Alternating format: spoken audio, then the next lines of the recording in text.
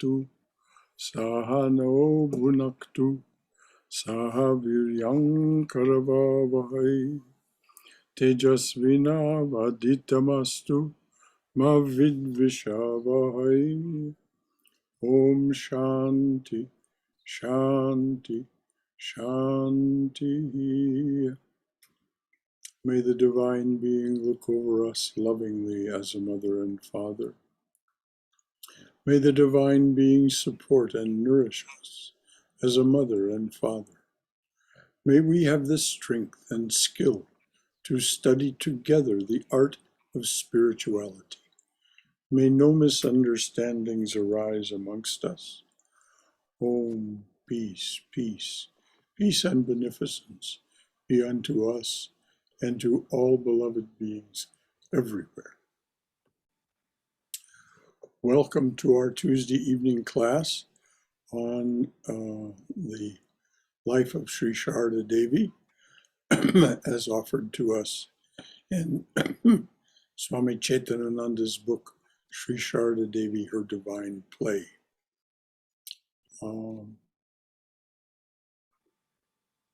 Haima, would you tell everyone what page we're on, please? Sure, Brother Shankara. We're on page 665. God is purity. That's where I will be starting. All right.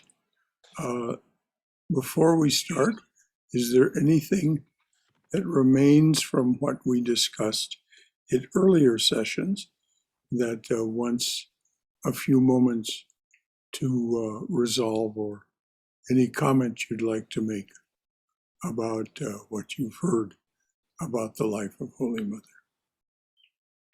All right, please go ahead, Haima. Okay, Brother Shankara. Good evening and namaste, everyone. So God is purity itself and cannot be realized without the practice of control of the body and mind. Can anyone destroy lust altogether? A little of it remains as long as one has a body, but it can be subdued just as a snake can be subdued by means of dust. That dust referring to the charmed dust used by the snake charmers of India. If you're constantly in contact with objects of enjoyment, you are likely to succumb to their influence. Don't be afraid. In this Kali Yuga, mental sin is no sin. Free your mind from all worries on that score. You need not be afraid.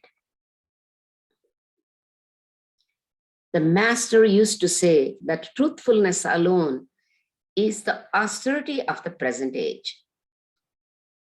One attains God by holding to the truth.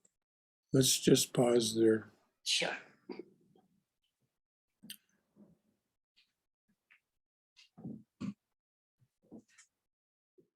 The truth is elusive. What is our truth? We need to have integrity, dignity, and we need to be authentic. As the mother was saying, mental sin in this age, because this is such a difficult time, mental sin is no sin. So the fact that one gets confused, that one feels like, shall I tell a lie or not tell a lie? Shall I be evasive about this, and so on? All of those thoughts are not in themselves an issue. It's only when you bring that to your speech and your actions. And so this truthfulness starts with being truthful with oneself. Shakespeare has those wonderful lines. I'll get rid of the gender pronoun. to thine own self be true. And it follows as it follows, to thine own self be true, and it follows as the night the day, that thou canst not be false to anyone. To thine own self be true, and it follows as the night the day, that thou canst not be false to anyone. So it starts with being honest with yourself about your feelings, about your motivations, about your doubts and fears. So that's what the Master means by truth is the austerity of this age. Any comments or questions about that? It's such a key point that the Mother is making here. I have an example, Brother Shankara. You may be able to tell me whether I'm right or wrong. It's like, it's okay to feel like sometimes when you get exploited, when you get made angry by somebody, you feel like, I feel like choking his neck. As long as it's okay to feel, as long as you don't choke them. That's my example. I usually use it. As long it's okay to feel it inside, that anger for a while, and then get it over with. But then, is that a good example of mental sin? It is a good example of the integrity and authenticity. The thing for us to understand about anger, as is so beautifully pointed out by Jill Bolte Taylor, the neuroanatomist, Yes. in her new book, Whole Brain Living. The left limbic system is designed to create a fight or flight reaction in the presence of the kind of provocation that you were talking about, Jaime. Mm-hmm. What happens is the left limbic system and the rest of the brain cooperating release a neurochemical into the bloodstream. And that's where that feeling of, I want to choke this person. I want to, either that or I want to run away. Mm-hmm. I either want to fight with this person and defeat them or run away. Now, the remarkable thing that is the discovery of neuroscience is that chemical, that neurochemical, breaks down in 90 seconds. 90 seconds. So that if you restrain yourself, then the chemical will break down and the impulse to fight or flight will simply disappear. So if you sustain it after that, that is your choice. That's right. Now this results in folk wisdom. Mm-hmm. My father's father, grew up in the hills of West Virginia. And what he said was, if you get angry, count to 100. Mm-hmm. That's a good way. Now that gets you past the 90 seconds. Yes. If you count to 100, and he was quite sincere and that makes sense. And so this is what I say is folk wisdom. Yeah. This business of getting angry is we're completely helpless in the face of it. We will get angry. We will get hyper stressed by a particular situation, and the brain will release that neurochemical. So what we need to do is, as you said, Jaime, not reach out and try do to it. throttle the person. Exactly. But simply restrain yourself, as it says in Chaitanya's prayer, "O my mind, be humbler than a blade of grass. Be patient and forbearing like the tree." That's true. Is that easy? No, no, no. A good example. Thank you. Anything else from And anyone? then Mother also said right here, free your mind from all worries on that score. Once you express it, you free yourself. Yes. And then you can just move on. Go ahead, please. I'm Justine, Miss Justine Anderson. Hi, Justine. How are you? Good. I would just like to add to a monkey ended works here in that sometimes people who have trauma responses, I don't think 90 seconds holds because you know, the intensity of that emotion can continue with people who have trauma symptoms. With PTSD. PTSD. That they have to work on it. Yes, that's a different one. That's a whole different story. That's a whole different story. Exactly, Brother Shankara. That's, but yes, Truly. PTSD, as Ima says, that requires work so that you don't. Requires a lot more work through a mentor, counselor, or therapist, or somebody like that. That's true. I agree. I just think it's good to point that out for people who don't have a normal emotional nervous system, that some of us maybe are existing outside of that ideal 90-second framework. On the spot, yes. I sometimes can't even respond to an email for 24 hours. That's right. Mm-hmm. I just have to put it away. Mm-hmm. So it's a good thought. Sit on it is really much better. So don't look at it after 7. That's a good idea. Good advice for all of us. That's great. When you're tired is not a good time to respond to provocation. So, anything else from anyone? Hi, Brother Shankara. Yes. Nice to meet you. Okay. Nice. I had a follow-up question to this line of thought.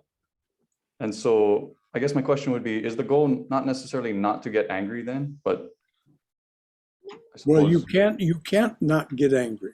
Okay. If you're provoked, you will get angry. You will get angry, yes. I think our goal is to respond rather than react. Oh, yes, our goal is to act rather than react. But there is no choice about getting angry in the face of provocation.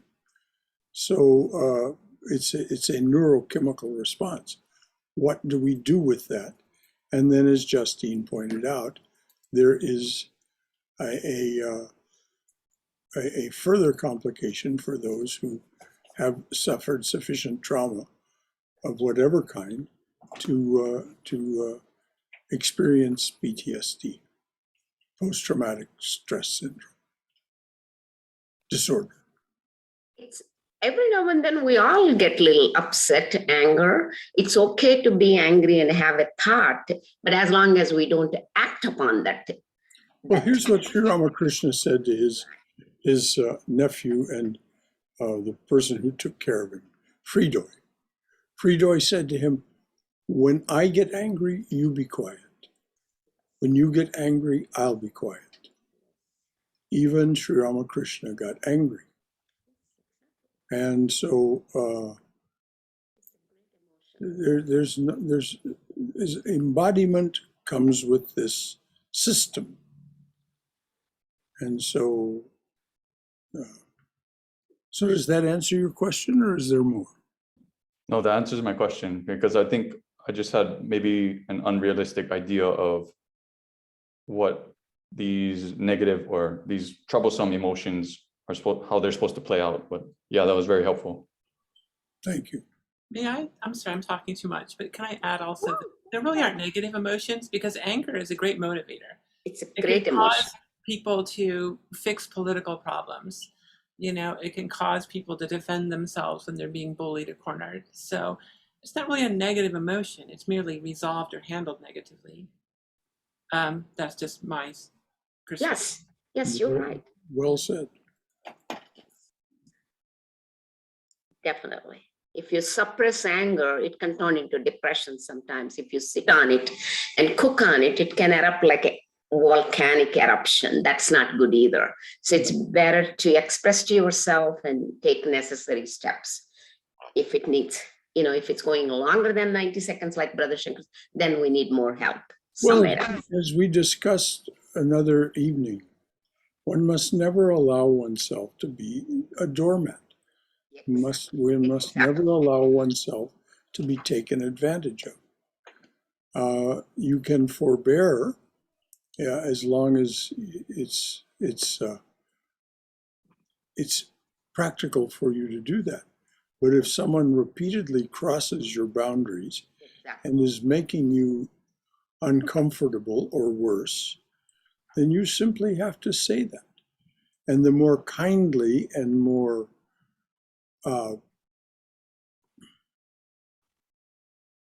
articulately you can say it, rather than just being explosive in anger and being kind of incoherent in your anger, the more likely it is to produce a positive effect. But some people simply will not listen. So you have to be firm with those people and say, if you persist in this, we cannot have a relationship. It's as simple as that. Totally true. Brother Shankara, Yes, dear. as we once discussed in our language of compassion class, anger is just the tip of the iceberg.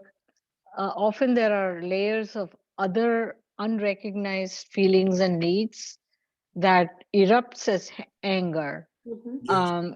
And so one of the exercise is to figure out what really is the need that gave rise to the underlying feeling, and then work that way, because sometimes it's just a little irritation and then there is anger. So it's a big spectrum. Oh, yes. And And no amount of our trying to produce platitudes and how-tos is going to resolve all these things. As you said, you have a class on the language of compassion, so that there can be understanding of these depths. And when Justine brought up PTSD or trauma, there are always layers of what has produced that traumatic response. So yes, and that's why Haima said something deliberate must be done to bring those things to light and resolve them. If the PTSD is to be, I mean, my sister at age 75 is still working on this because of some experiences in her youth. So, anything else from anyone? Okay, please read on. The master used to say that truthfulness alone is the austerity of the present age.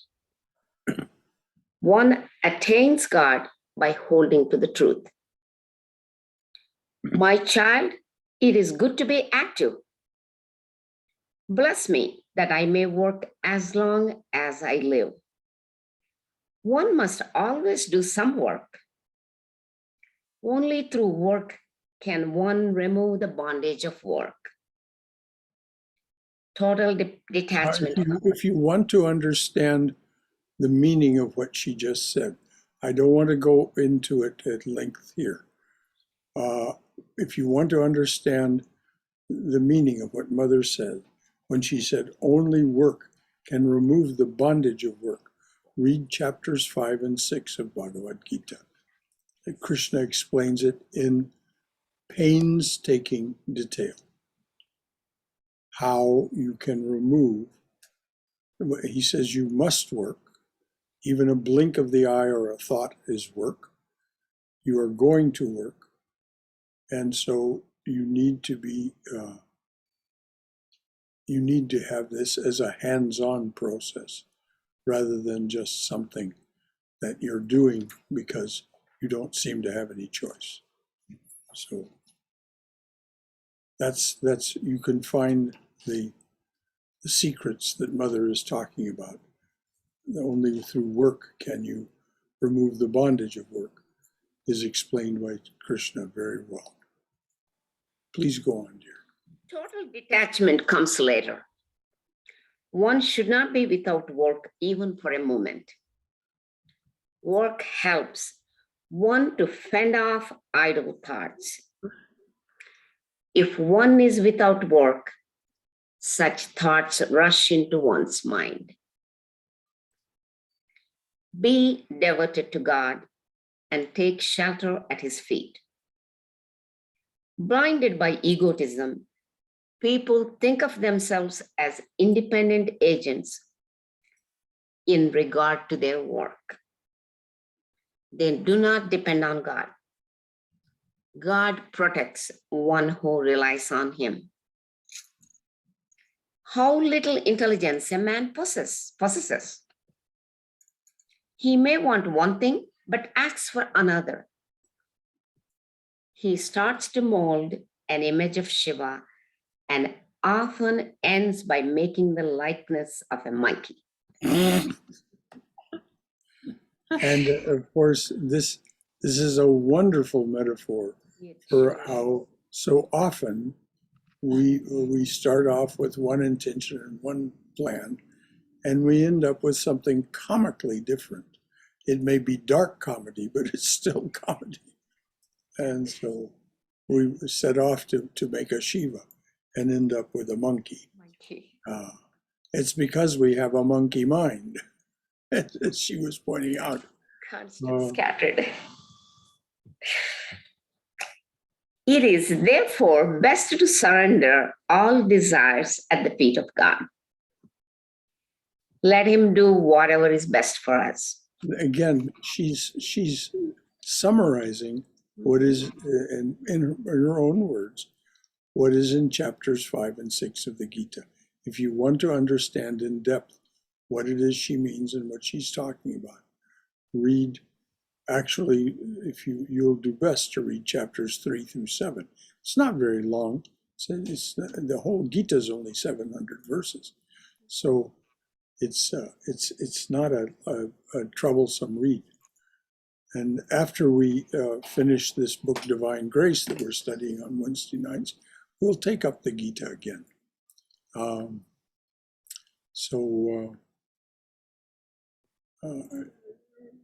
We'll go through all these things, but it's easy to read chapters 3 through 7 of the Gita and get a very good grasp of karma yoga, which is what Mother's talking about. Let him do whatever is best for us, but one may desire devotion and non-attachment. These are not harmful desires.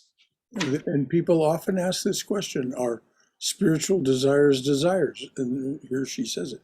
No, they're not. All of your spiritual yearnings are not harmful desires. They are, as a matter of fact, very auspicious desires. They are what leads us higher and higher out of the hamster wheel way of living, yielding to our desire to desire these higher things, like devotion and non-attachment. Any comments or questions?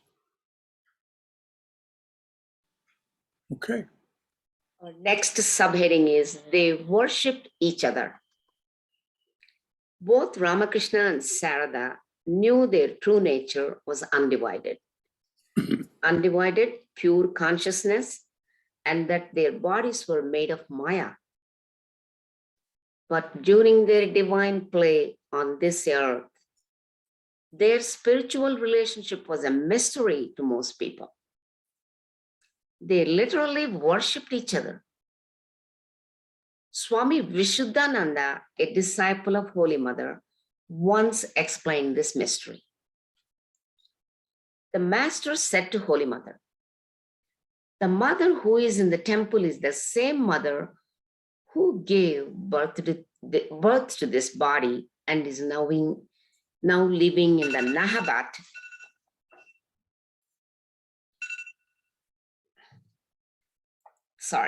And she is the same mother who is now massaging my feet. No. I'll go back one more time. I'll read that, Brother Shankara. The master said to Holy Mother, The mother who is in the temple is the same mother who gave birth to this body and is now living in the Nahabat. What he meant by that is that his mother, literally, his birth mother, he brought her to Dakshineshwar from Kamarpukur, and she lived in one of the music towers, which are called Nahabats, at Dakshineshwar. So that's what he means. He's now living in the Nahabat. And she is the same mother who is now massaging my feet, which was Holy Mother or Sri Sarada Devi. Mhm. And she is the same mother who is now massaging my feet. It seems to me that the master saw Holy Mother from three angles. He gave advice to Sarada as a disciple. He allowed her to serve him as a devoted wife. And he worshipped her as the veritable divine mother of the universe. Holy Mother also served and worshipped Ramakrishna as her husband, guru, and Ishta, which is chosen deity. Some people ask me, who is greater, the master or the mother? I answer, please think carefully. The master worshipped the mother and she gracefully accepted that worship. Now you decide yourself. That makes sense. That makes really sense. During the incarnation of Rama and Krishna, the Shakti was not properly honored, but rather humiliated. In Ramakrishna's incarnation, however, he worshipped his own Shakti and placed her in the highest position by this worship. Now that's quite literally true.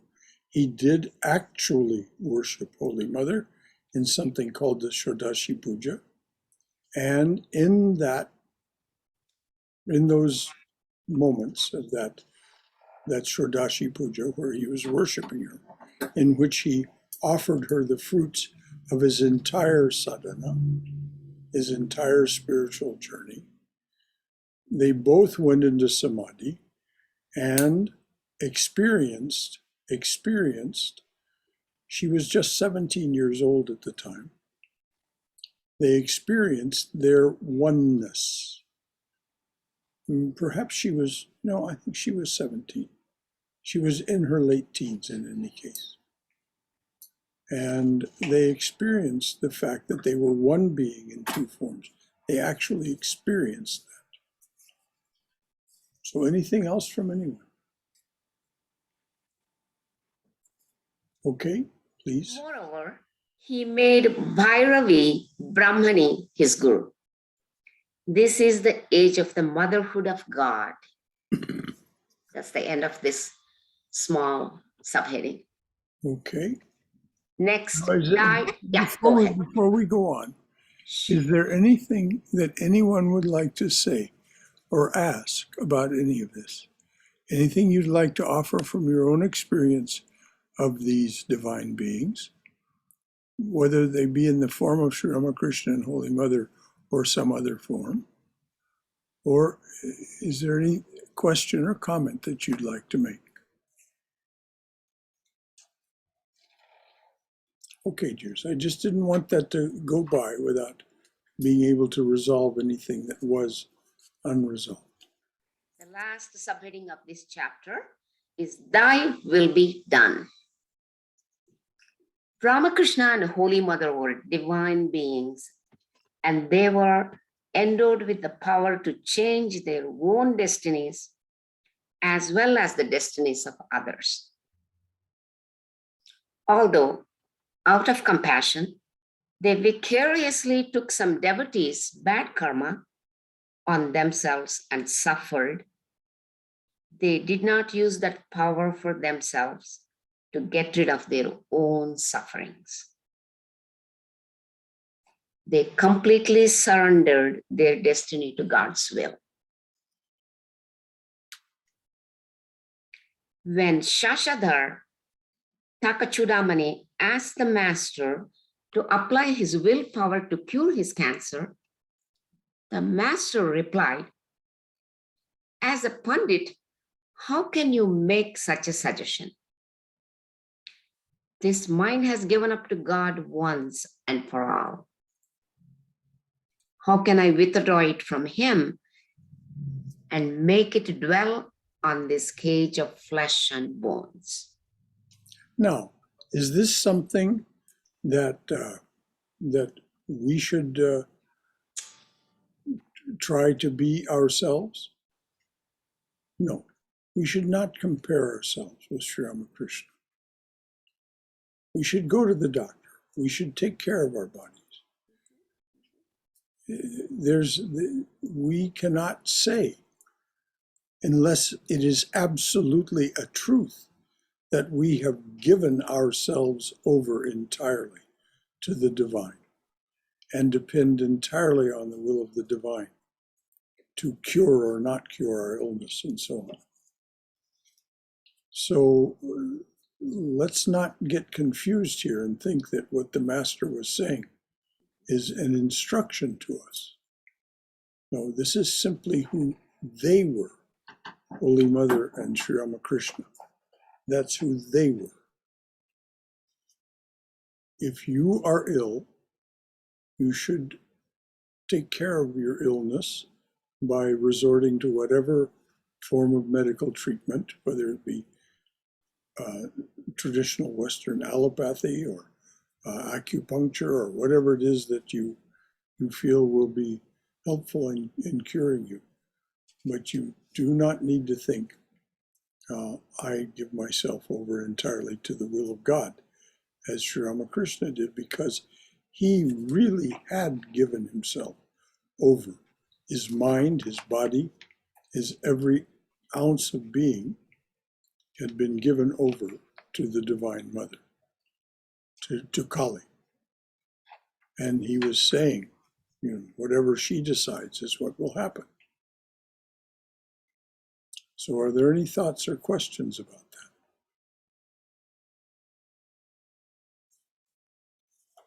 that? Okay. Similarly, when someone said to the mother, Mother, if once you say, let the disease be cured, it will definitely be cured.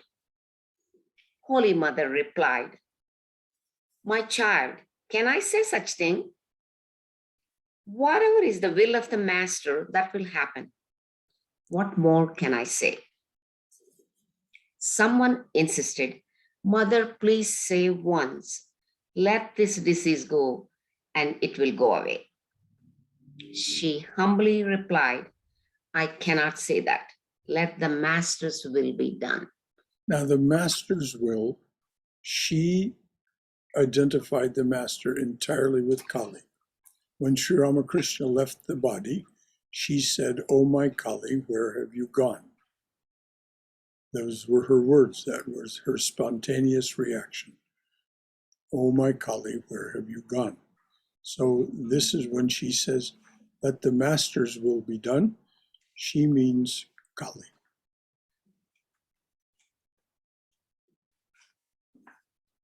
Any thoughts or concerns or questions? Okay, please go on.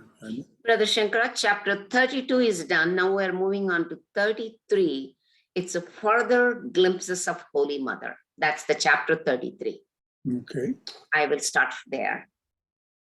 She whose life story is pure, whose character is pure, who is the very embodiment of purity, to that Holy Mother, we suffer salutations again and again. We offer. Oh, we offer, I'm sorry. We offer salutations again and again. Let me read this one more time, Brother Shankara. It's very profound.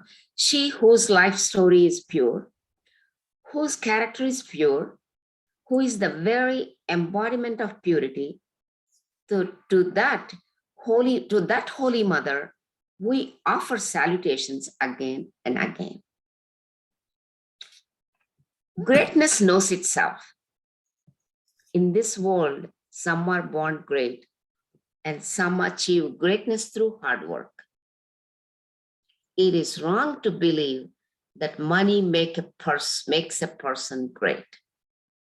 It is the person who makes himself or herself great. Now, this is Swami Chaitananda speaking. Yes, Please read that again from the I beginning. will. Greatness knows itself. In this world, some are born great and some achieve greatness through hard work. It is wrong to believe that money makes a person great. It is the person who makes himself or herself great. In fact, it is the inner noble qualities of a person that make him or her great. So wonderfully said, Brother Shankara. Yes. That's all I can say. In the Chandogya Upanishad, Narada practiced many spiritual disciplines and was endowed with vast learning. Yet he was mentally afflicted on account of his ignorance of the self. So he went to the sage Sanat Kumara, a knower of Brahman, to learn the knowledge of the self. Sanat Kumara gave Narada 21 instructions and lifted his mind from the lower to the higher plane, and finally to the highest point, the infinite. Now, these 21 instructions were like a ladder to climb. If you read this story in the Chandogya of the instructions and so on, you'll see that it was the same thing that Patanjali points to in the Yoga Sutras, slowly replacing the lower with the higher, until, as he says, he finally reached the highest point, the infinite, or being a knower of Brahman. Now, we can't say what that means because we don't know what that means. But the fact is that it is discussed in the Chandogya, and so it's going to go on saying Sanat Kumara described the so on. Sanat Kumara described the infinite thus: the infinite is bliss. There is no bliss in anything finite. Where one sees nothing else, hears nothing else, understands nothing else, that is the infinite. The infinite is immortal. Let me go back and read one more time, Brother Shankara, this one. Sanat Kumara described the infinite thus: the infinite is bliss. There is no bliss in anything finite. Where one sees nothing else, hears nothing else, understands nothing else, that is the infinite. Now, so what does Krishna mean when he says, Om Brahmarpanam Brahmavir Brahmagno Brahmanahutam Brahmaye Vatena Gantavyam Brahmakarma Samadhina? Brahman is the offering, Brahman is the ritual, Brahman is the one who offers to the fire that is Brahman. He or she who sees Brahman in every action attains to Brahman. So when he says there is no bliss in the finite, it's hard to understand what he means. There is bliss in the finite. But the fact of the matter is that it is the infinite showing through when we experience bliss in the finite. As Swami Prabhavananda said, the reason that you seek some fulfillment of desire is that when that desire is fulfilled, the mind is quiet for a moment in the fulfillment of its desire, and the bliss, the joy, the inherent truth of your nature shows through for a moment, a little bit, so you get a taste. So this is what is meant here. When he says there's no bliss in the finite, doesn't mean not at all. He simply means it won't last. That's not where it is. But as Krishna says, he or she or he who sees the Brahman in every action attains to Brahman. So this is what he means by, so read it again, please, with that as context. Sanat Kumara described the infinite thus: the infinite is bliss. There is no bliss in anything finite, where one sees nothing else, hears nothing else, understands nothing else. That is the infinite. And The that, infinite is immortal. yes. So when you are seeing the infinite or the bliss or the fulfillment or the reason for anything that you can understand, it said Brahman does not exist. It is existence itself. Therefore, anything that partakes of existence is ipso facto Brahman. Brahman does not know. Brahman is knowledge itself. So all knowledge is ipso facto Brahman. Brahman does not love, or Brahman does not feel bliss. Brahman is love or bliss itself. So anytime you feel love or bliss, it is Brahman you are feeling. That is Brahman. That's what he means if this is only thing you hear, see, understand. So everything is the one, no matter how it seems to us.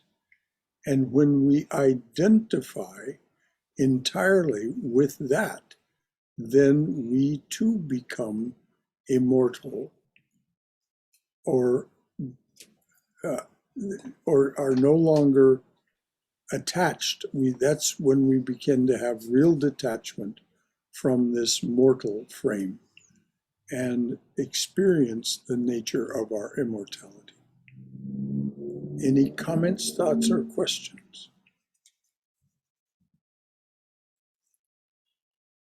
Okay, please go on, dear. Narada asked, Venerable Sir, in what does the infinite find its support? Sanat Kumara replied, Sve Mahimni, that Sanskrit English translation is, in its own greatness. Holy Mother was born with divine greatness, and she shone in her own greatness. What makes a person great? In this world, people become great by vast learning, physical beauty, enormous wealth, overwhelming oratory, striking leadership, scientific invention, marvelous adventures, attractive acting, prolific writing, wonderful singing, skilled dancing, astonishing bravery, spectacular athletic skills, and so on. Holy Mother did not gain greatness through any of the above, yet she shone in her own glory.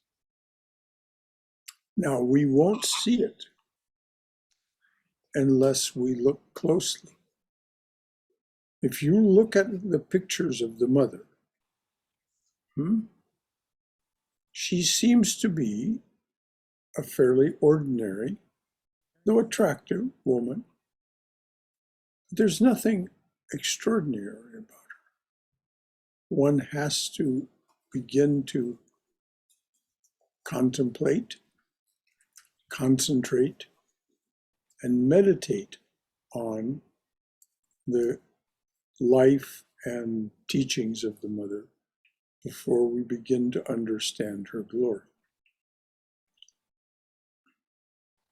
That's why this book, that's why the Swami made such an effort to create this book, so that we would be acquainted with that which we can contemplate, concentrate, and meditate on. And it isn't like it's compulsory for you to understand the glory of the mother. It's just auspicious for you. If you do make the effort to understand and make her a part of your spiritual understanding and being, there's much there. As has been said over and over and over in this book, she was the very embodiment of compassion. And she said in these words, when you are in distress, remember you have a mother. And you can simply, what does that mean? What can you do with your own mother? You can pour out your heart and you can ask for what you want. Any comments or questions?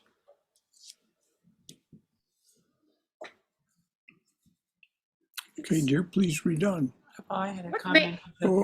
Just Go ahead. I think sometimes people try to achieve earthly greatness, and then they realize when they achieve it, they're actually trying to achieve something else. And that the attempt to achieve earthly greatness has prepared them to then move on towards spiritual greatness. So the disciplines required to achieve earthly greatness can lead one to further greatness. Oh, yes, they translate Yes. very nicely. Truly. That's why Vivekananda said, this world and our life in it is life in a gymnasium. We prepare ourselves for ever and ever greater acrobatic, gymnastic feats. And of course, it is our intentions and our resolutions and our determinations that direct our attention.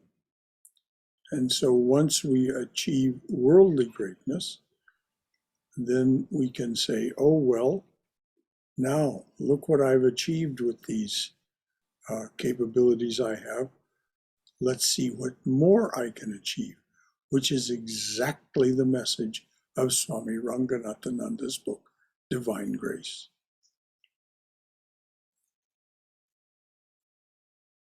Anything else? Which we're studying on Wednesday nights. Divine Grace. Anything else from anyone? Okay, dear, read on. What made her great? Her maternal affection for humanity attracted people. Her pure character and glowing renunciation were awe-inspiring. Her simplicity and modesty were majestic. Her passion for truth and self-control were overwhelming. Her sympathy and empathy touched many suffering and bereaved hearts. Her compassion and forgiveness saved many wayward souls. Her patience and perseverance were phenomenal. Her conversations and manners were sweet and dignified. Her common sense and skill in action set the example for others.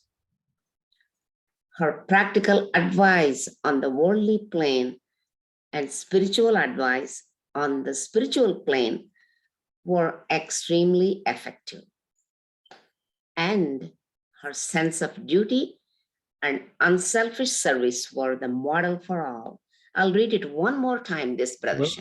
Let me just give this Go comment. ahead. Yes. I said, if you contemplated, concentrated, and meditated on the mother, she would reveal herself to you. The Swami has just given us, and Jaime is about to read again, the material for your contemplation, concentration, and meditation. As you contemplate this, you select some particular aspect that is particularly moving and attractive to you, and you focus on that with concentration. And as Patanjali explains in great detail in the Yoga Sutra, as you do that, it reveals itself to you. It's called samyama. This then turns from concentration to meditation as your attention remains fixed on the wonder of what is revealing itself to you. This is object-related concentration and meditation. So please, these are the possibilities for us to consider as we consider the Divine Mother, the Holy Mother. What made her great? Her maternal affection for humanity attracted people. Her pure character and glowing renunciation were awe-inspiring. Her simplicity and modesty were majestic. Her passion for truth and self-control were overwhelming. Her sympathy and empathy touched many suffering and bereaved hearts. Her compassion and forgiveness saved many wayward souls. Her patience and perseverance were phenomenal. Her conversations and manners were sweet and dignified. Her common sense and skill in action set the example for others. Her practical advice on the worldly plane and spiritual advice on the spiritual plane were extremely effective. And her sense of duty and unselfish service were the model for all. And the reason that Swami can write this so simply and with such conviction is, you know, he has meditated on each of these aspects of the Mother. I encourage you to watch the YouTube videos from the Vedanta Society of St. Louis and Swami Chaitananda. He is one of the most senior Swamis in the order now. He's coming to the end of his embodiment. And what he says is, first of all, he's a surpassingly good speaker. And he can be very clearly understood. A lot of the Swamis, it's a little difficult to understand them. Not Swami Chitananda. So I encourage you to particularly go and find his talks on the Mother, so on, if you're interested in pursuing this, because he's speaking from deep experience. This is not book learning. This is not research in the sense of ordinary worldly research. This is his research of the Mother within, where she revealed herself to him. Anything from anyone? Hi, Brother Shankara. So Yes. I have a point of clarification on this. So when, let's say I wanted to meditate and contemplate on Holy Mother, and so just like practically, does that mean like I sit down and I take one of these aspects, like her maternal affection, and then let's say I close my eyes and I bring her image to mind? No, I just like sit with that thought, like, and that image, like that she. What the contemplation is what does maternal affection mean? What does it mean to me? How would it affect my life? If I felt her maternal affection, what would it mean to me? What great auspiciousness would come to me? What blessing is there in the mother's maternal affection? And the thing to do is start with a number of these things that are all related to that maternal affection, compassion, forgiveness, all these. And then just focus on the one that really draws your attention, the conceptual, the language that embodies the concept that you want to have reveal itself to you. And you concentrate on that. And the concentration is you simply, as your mind wanders away from your focus on that, you bring it back. And this is where concentration is the ability to hold that single thought for 12 seconds or more. What happens, according to Patanjali, is as you do this,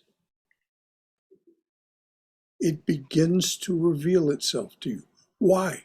As Vivekananda says, because all the knowledge is already within you. All knowledge of any kind is already within you.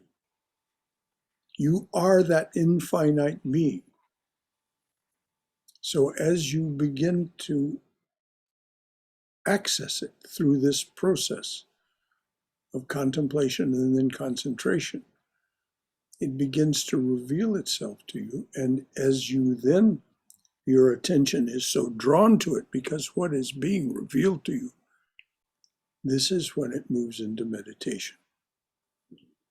And you become in meditation for that period. I'm not saying you remain this way, but for that period, you are one with it. You are one with what you are experiencing. Then you return to your ordinary frame of consciousness, but in that measure, you are transformed because now you have the experience of being unified with this aspect of the divine, which of course is infinite. There's no end to it. This is what Brahmananda, Sri Ramakrishna's Sri Ramakrishna and Holy Mother's spiritual son, Swami Brahmananda said, light, more light. Is there no end to it? Well, no, there is no end to it. And so this is what actually happens as you practice contemplation, turn the contemplation into concentration, and then the concentration itself, as Patanjali says, turns into meditation.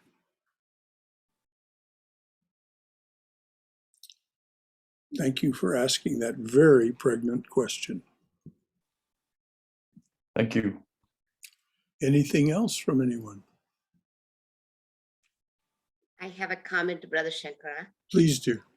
As we progress in our meditation practices, we start knowing ourselves more and start realizing our gunas, where they are, all three gunas that we all carry. Yeah. And we start realizing them and we start fine-tuning them.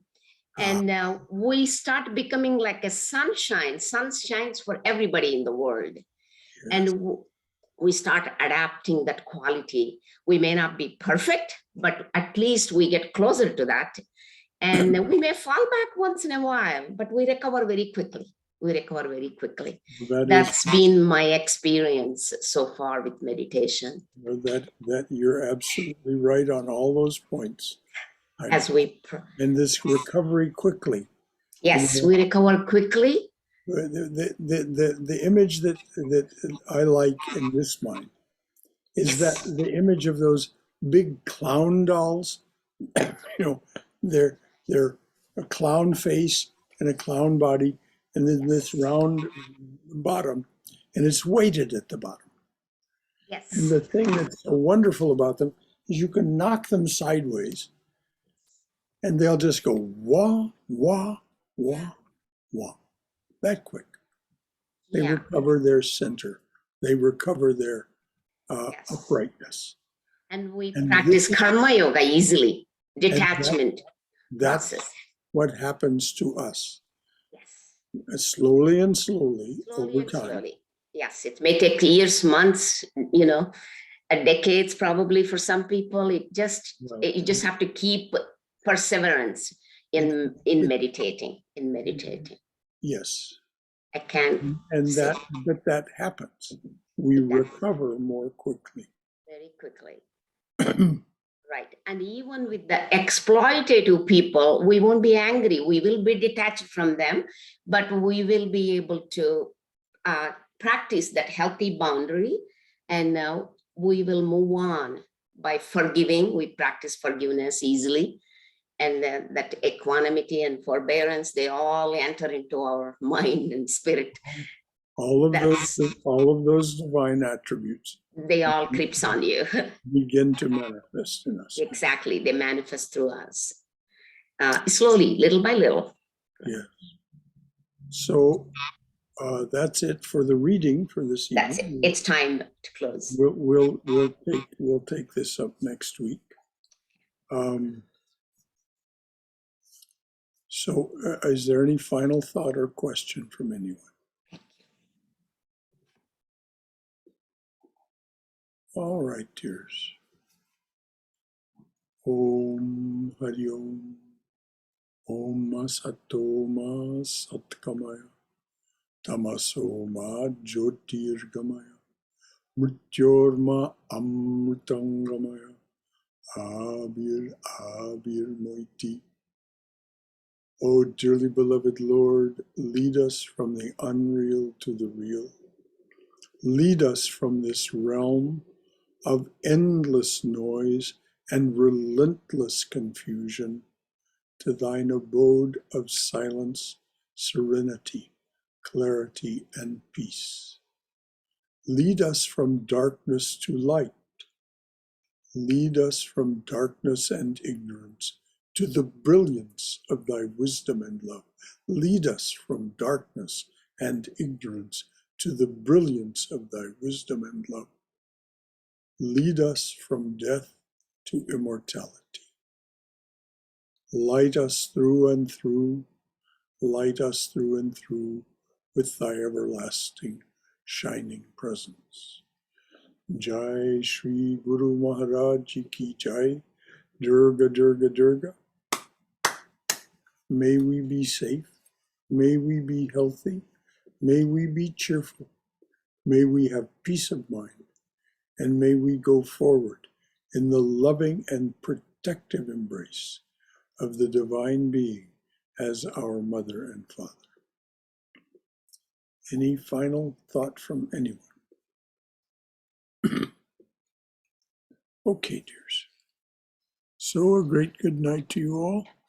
Until tomorrow night, for those of you who decide to join us, we'll take up Swami Ranganathananda's Divine Grace at 7:30 tomorrow evening. Good night. Night.